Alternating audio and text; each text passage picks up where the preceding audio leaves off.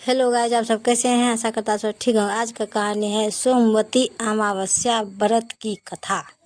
सोमवती अमावस्या के दिन भगवान शिव की उपासना की जाती है। ऐसी मान्यता है कि जो व्यक्ति सोमवती अमावस्या की व्रत रखता है उसकी सभी मनोकामनाएं पूरी होती है, साथ ही अखंड सौभाग्यवती की प्राप्ति होती है। इस दिन सोमवती अमावस्या की कथा का पाठ भी जरूर करना चाहिए। आइए जानते हैं सोमवती अमावस्या व्रत कथा सुनने से क्या क्या लाभ मिलता है। सुनाने से पहले कमेंट बॉक्स में लिखें हर हर महादेव। सोमवती अमावस्या की व्रत कथा। एक गरीब ब्राह्मण परिवार था। उस परिवार में पति पत्नी के अलावा एक पुत्री भी थी। वह पुत्री धीरे धीरे बड़ी होने लगी। उस पुत्री में समय और बढ़ती उम्र के सभी स्त्रियोचित गुणों का विकास हो रहा था। वह लड़की सुंदर, संस्कारवान एवं गुणवान थी, किंतु गरीब होने के कारण उसका विवाह नहीं हो पा रहा था। दिन प्रतिदिन उस ब्राह्मण के घर एक साधु महाराज पधारे। वो उस कन्या के सेवा भाव से काफी प्रसन्न हुए। कन्या को लंबी आयु का आशीर्वाद देते हुए साधु ने कहा, इस कन्या के हथेली में विवाह योग्य रेखा नहीं है।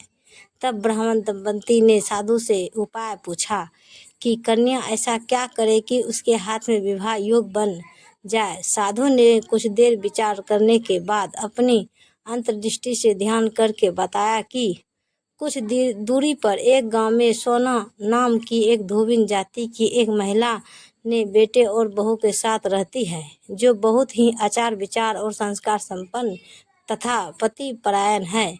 यह कन्या उसकी सेवा करे और वह महिला इसकी शादी में अपने मांग का सिंदूर लगा दे। उसके बाद इस कन्या का विवाह हो तो इस कन्या का वैध मिट सकता है।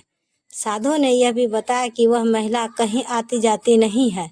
यह बात सुनकर ब्राह्मणी ने अपनी बेटी से धोबिन की सेवा करने की बात ही अलग दिन कन्या प्रातः काल ही उठकर सोना धोबिन के घर जाकर साफ सफाई और अन्य सारे करके अपने घर वापस आ जाती। एक दिन सोना धोबिन अपनी बहू से पूछती है कि तुम तो सुबह ही उठकर सारे काम कर लेती हो और पता भी नहीं चलता। बहू ने कहा, माँ जी, मैंने तो सोचा कि आप ही सुबह उठकर सारे काम खुद ही खत्म कर लेती है। मैं तो देर से उठती हूँ। इस पर दोनों सास बहू निगरानी करने लगी कि कौन है जो सुबह ही घर का सारा काम करके चला जाता है। कई दिनों के बाद धोबिन ने देखा कि एक कन्या अंधेरे घर में आती है और सारे काम करने के बाद चली जाती है। जब वह जाने लगी तो सोना धोबिन इसके पैरों पर गिर पड़ी।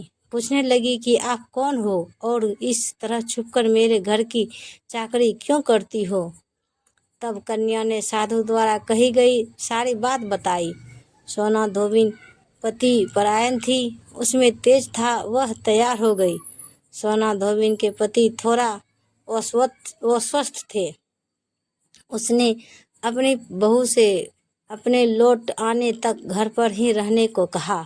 सोना धोबिन ने जैसे ही अपने मांग का सिंदूर उस कन्या की मांग में लगाया, उसका पति मर गया। उसे इस बात का पता चल गया।